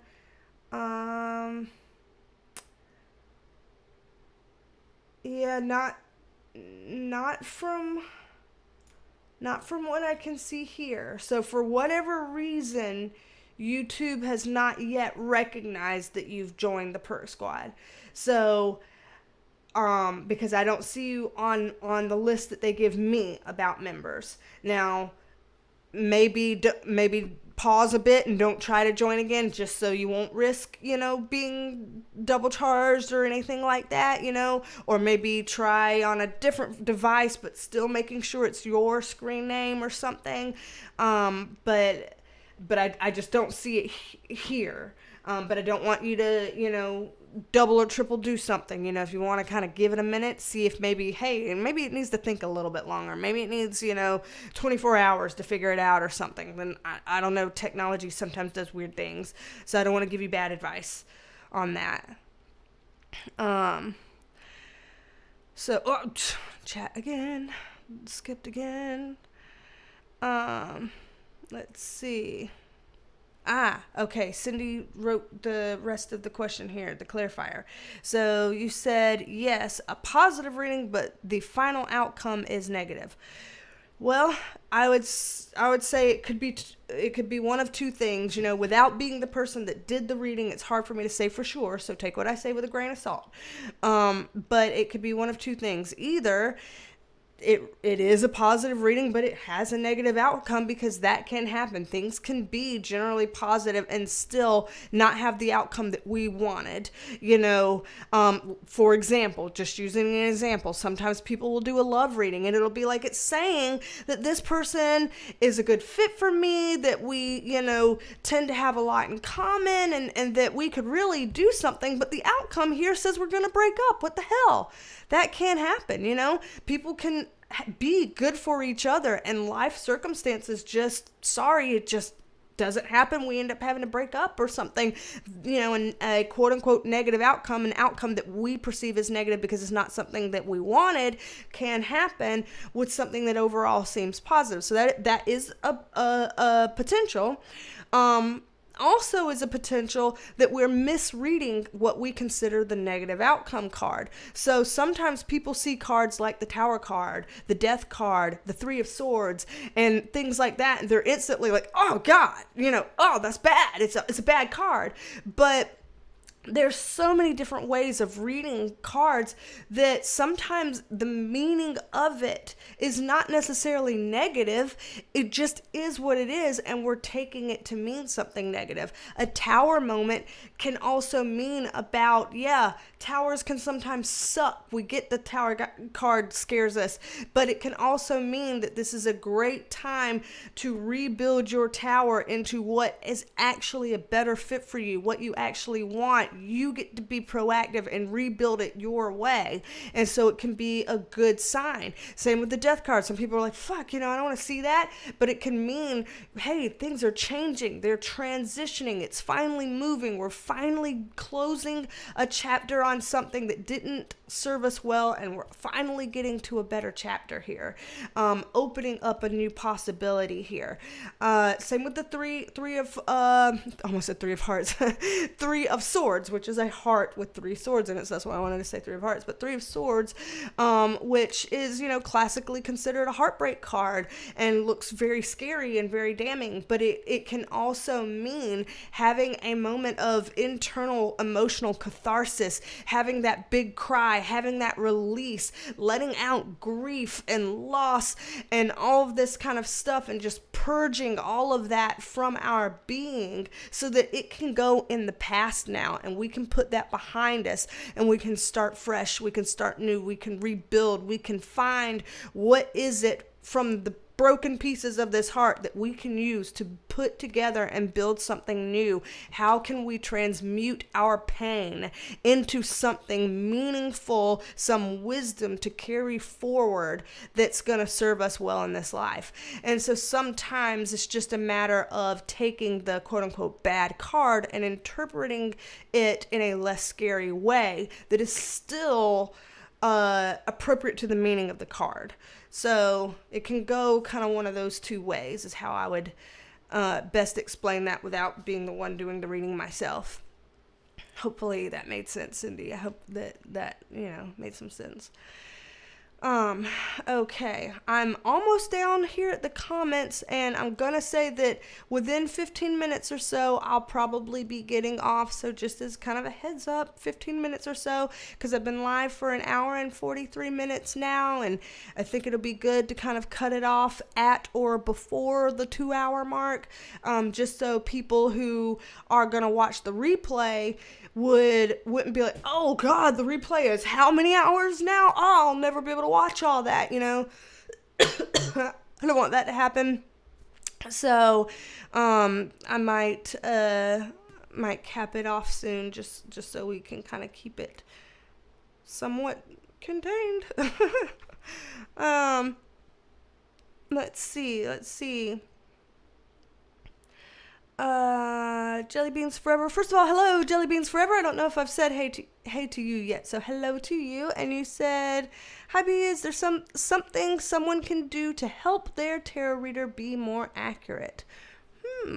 So, meaning if you are in a tarot reading and you're concerned about your reader's accuracy and you want to help them be more accurate, to some extent, either they have learned the skills to try to get there, or they haven't yet and they're still learning.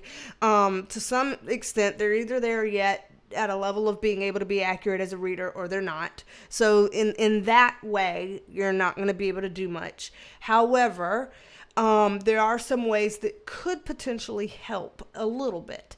So, for example, if a tarot reader's really scared, nervous, freaked out, feeling some kind of a way, it's going to be harder to channel because they're scared and nervous and freaking out. So, if they feel more comfortable, if they feel more at ease, then they're more likely to do a good reading. So, say me as a reader, say I have a client in front of me and they're one of those people that's like, I'm going to give these mean poker faces because I don't want to give this reader anything and I don't want to let her know anything, so I'm going to give a mean poker face or whatever and stuff like that. If somebody's giving me like a stoic, mean-looking poker face and they're not giving any kind of feedback, they're not participating in our discussions, we're not really having a conversation here any kind of a way, they just seem stoic and mean and cold, then I'm going to start being like, oh God, are we okay here? Are they okay? Should I be checking in? Am I not doing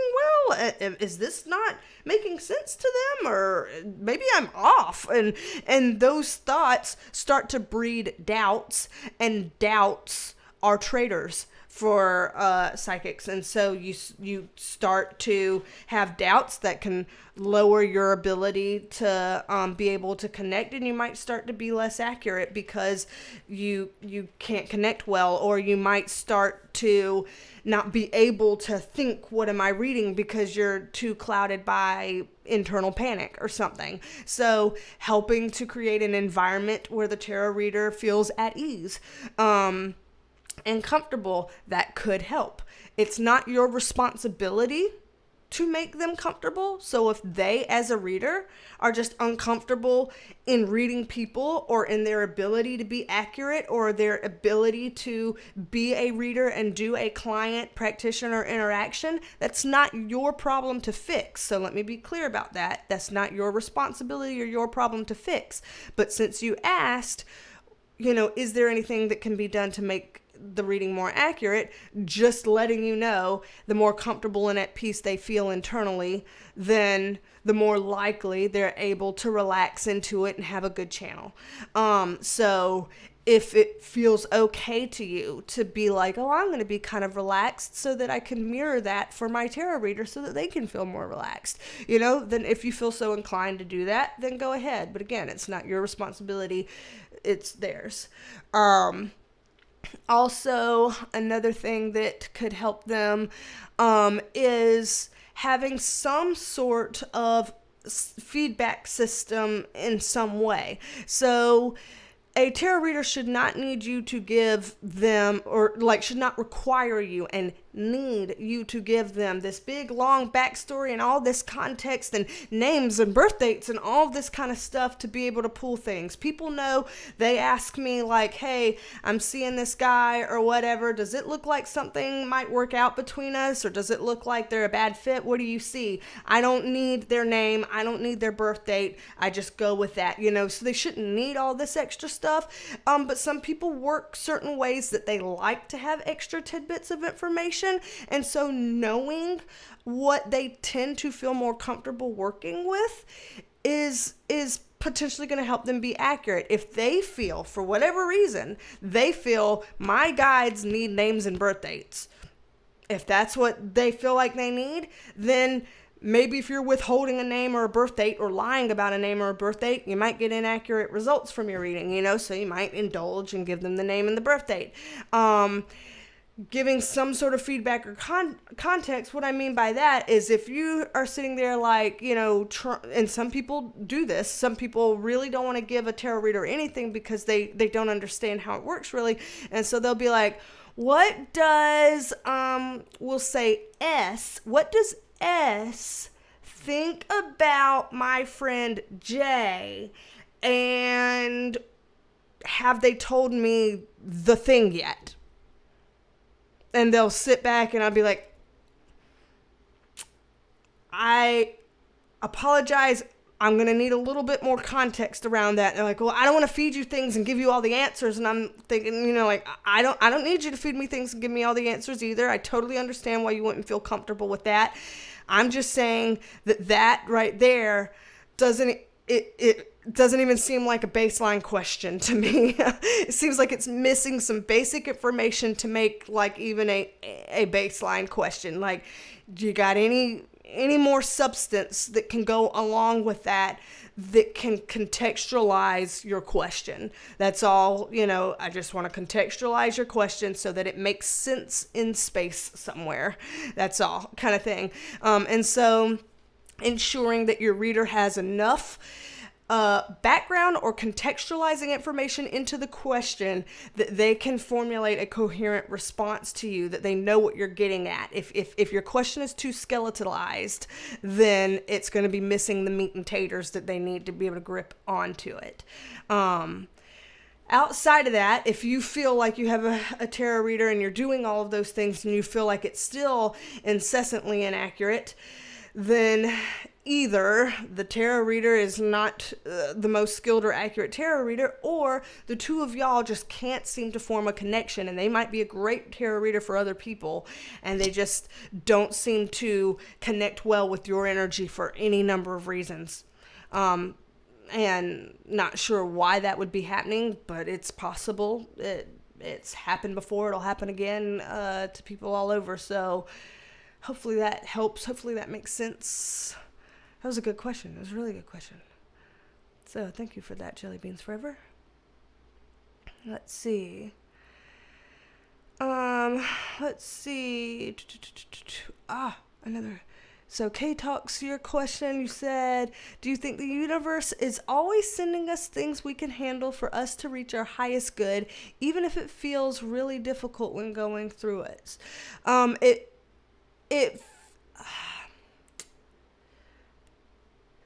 This is a challenging question to answer.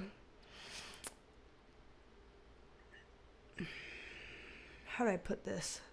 This is actually a question that on the surface sounds simple, but to answer this question, it's actually deeper than what it sounds like. And so it would take a lot of time to explain this, and I don't know that we have that amount of time on here to kind of go through and explain the nitty-gritties. But there's a lot of reasons why we might be met with certain adversities and challenges and things like that to work through. There's multitudes of reasons of why we would be met with those situations, and generally being met with those situations are opportunities to improve or heal or rectify something or, whatever. But seeing them as opportunities that we can tackle. So even if it feels really difficult going through it, knowing this is an opportunity some way. In what way could this be healing to me? Or in what way could this situation be giving me some wisdom about something that I've been really needing an answer to? Or in what way could this situation be, rectifying a situation such as clearing, old karma or old ancestral trauma or something from the past, or in what way is this, there's different ways that situations we come upon can be doing something, but it's almost always, able to be seen as an opportunity for something, even in the worst of times. Y'all know that my daddy dying is one of the worst things that could have ever happened to me, that ever since I was 5 years old, I have had frequent and incessant panic attacks about him dying one day. And then when he did die one day, it was my literal worst nightmare come true. And so if if anybody were to tell that person right after daddy died, hey, this is an opportunity for something, that would be a slap in the fucking face. Don't ever do that. Don't ever do that. That's a shitty way to respond in grief. However, now that I am, years removed from that, his death date is coming up this month, in 11 days. And that's, that does not escape my mind. The 3-year anniversary of this. But no, 2-year anniversary of this. Wow. I'm telling you, I'm going through it. That even with that, if I can pause and take a minute and see, going through all the difficulty around his passing, in all the ways that I have felt that I could not handle it and could not handle any more that it would throw my way, in what way could this be helping me to reach my higher good, as you say? And what am I getting from this? What are the silver linings? Where are the opportunities? And I have found so many opportunities I cannot describe to you. They are painful and they suck. And it's baptism by fire. But it's an opportunity nonetheless. Grief from a loss that bad makes your body go completely out of whack physically. It's an opportunity to really tune into what physical healing requires. What does it look like? What can it bring out in me that I had never thought of before and was not doing for myself physically before, that now I am caring for myself physically in that way? The way that it broke me down mentally and emotionally and psychologically in such disrepair that I was worried I was going to be unable to work, like on disability or something. I had worries about that. And the journey back to health and healing mentally, emotionally, and psychologically, I have learned so much about everything that I could not even describe. Opportunities, family relationships, how to help other people in their grief and loss, just an endless supply of opportunities for expansion, understanding, growth, purpose, meaning, value, everything that I cannot describe. Would I rather have daddy back? Probably. I know he would be kicking me for saying that.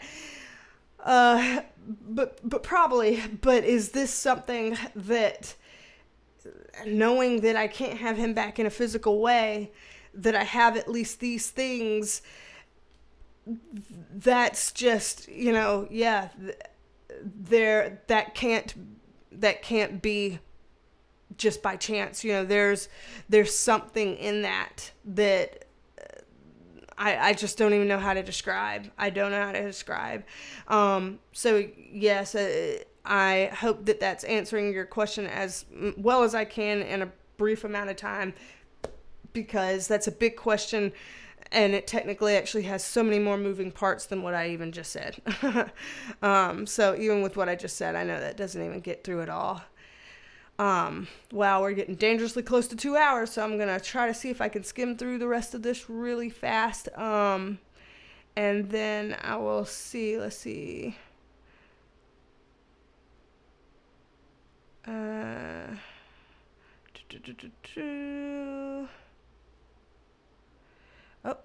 okay.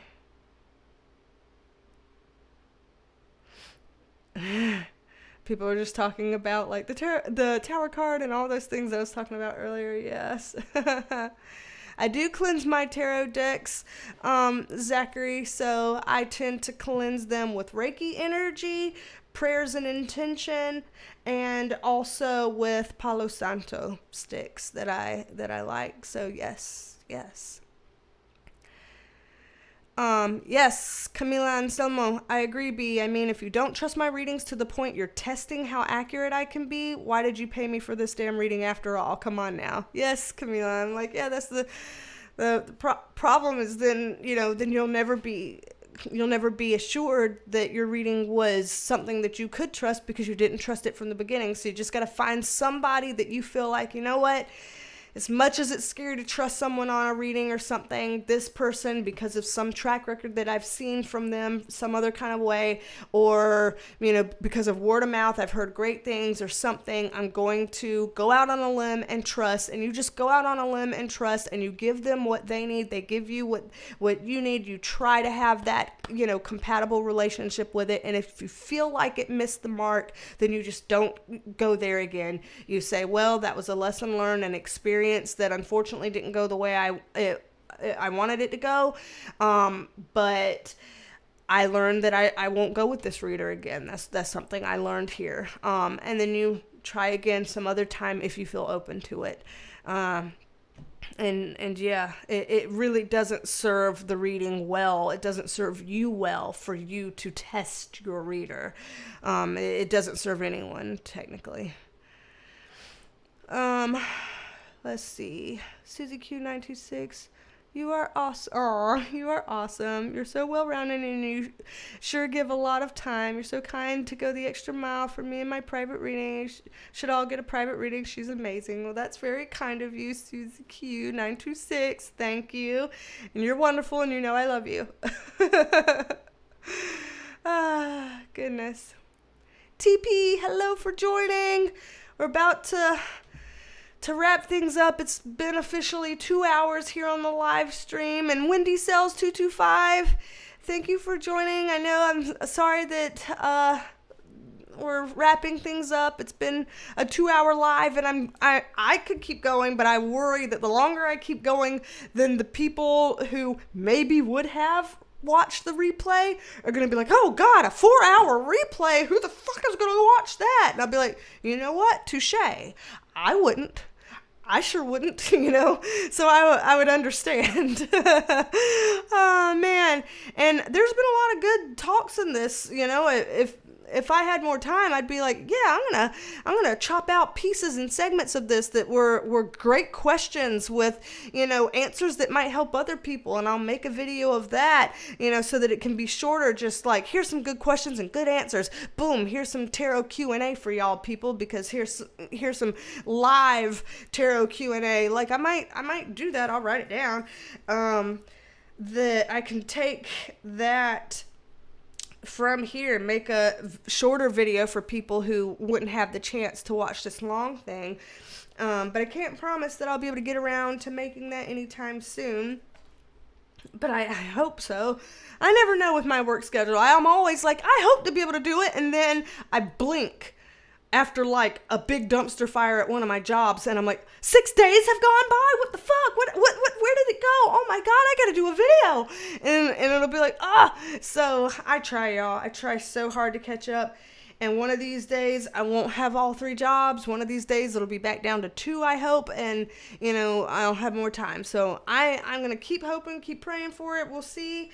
I'll see whatever I've got. But again, tomorrow or Saturday, I've got a video coming out about the Alec Murdoch questions that y'all have been asking. Y'all are asking follow-up questions about, let's see, what were your questions about? About, insights around the death of his wife and son. You asked questions about his or the Murdoch's family's involvement or lack thereof in the deaths of housekeeper Gloria Settle, Setterfield, and in the young man who lost his life, what was his name again? Stephen Smith, maybe, and wanting some insights into those questions. So I looked into all of that. That's going up either tomorrow or Saturday, whenever I can do the YouTube things and get it up, but I've already recorded it. It went wild. I was just like, oh! It's 47 minutes long, that video. So we'll see where that goes. Expect that coming up in the next day or two.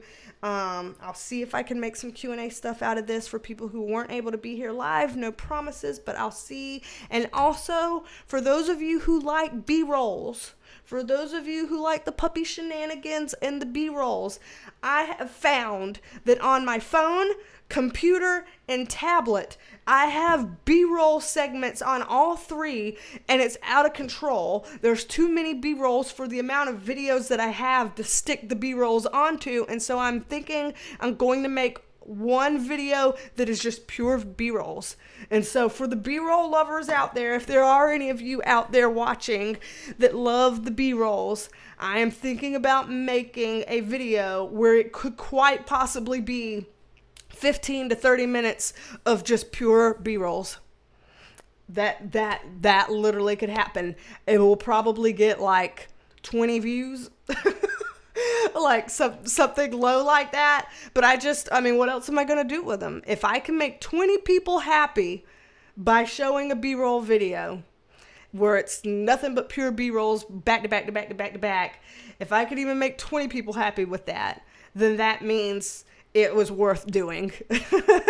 Even if it makes no ad revenue or whatever, it will have been worth it, because it would have brought that many smiles or chuckles to somebody's face who is a doggy lover out there. So just so you know, I just got way too many of those B-rolls floating around. My phone is like, your phone has no space left.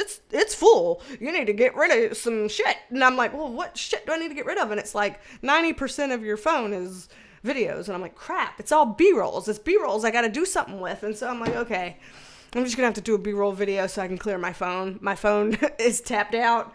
So just so y'all know, that's coming up in the future as well. I don't know when, but it's coming up in the future. So anywho, all the heads up, just let everybody know all the heads up. But thank y'all for everyone being here. Good point. Cry for the Moon said, I would still watch it 2 times speed. Yeah, so then you could get through the video in 1 hour by watching it twice as fast. Brilliance. I love it. I love all the geniuses in the chat here.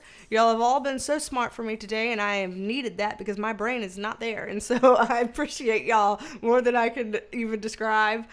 And yay, I'm glad that TP says, woohoo, puppy time. So thank you for being one of the people that will probably watch the puppies. And yes, Rose, you too, Rose Idez. I don't know how to pronounce the last name. Apologies. But thank you for being here, first of all. And yes, B-rolls, pure shenanigans, absolutely. And I love the puppy emojis that you put down there, Rose. So yes, that's coming to everybody. And so again, don't know when I'll make that video. It depends on how long it takes me to clear off my phone. So like literally don't hold your breath on when that'll be coming out. But do know that the Alec Murdoch one's coming out ASAP. So tomorrow or Saturday. Thank you, Susan F. I'm glad you loved the live. I'm happy that you were here. Happy that all of you are here. Big hugs to everybody. Literally, Rico just got home. I'm literally ending the live. I'm literally saying big hugs, and I was about to say love you, mean it. There's 2 doggies down here on the floor. If you want to say hey, or did you come home? I thought he came home. I thought I heard them come home because the babies are acting crazy like somebody came home. Did he come home? Or did they just act crazy and have zoomies out of nowhere? Hey, is your father actually home? Or are y'all just over here having zoomies out of nowhere? Did y'all just have zoomies and I thought daddy was home? What is it? Are you about to jump? Jump! Jump! I know I'm supposed to be ending this. Jump! Jump! We were just talking about you. Jump! Jump! We were just talking about you. Okay, Bodhi, come on. Hold on. You need to go here. Bodhi, come on. Come here.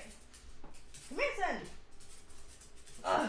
Jesus, Lord, these things. Okay, come here. Okay. I thought Rico had just got done literally as we were saying goodbye, but apparently he didn't get home. They were just running and going crazy because they were running and going crazy. Usually they run and go crazy like this when he gets home and they're excited that, oh, daddy's home, yay. So I thought he came home. But no, they just had fucking zoomies for no good reason. Maybe they heard that we were talking about making a B-roll with just them. Yeah. Oh, puppy licks.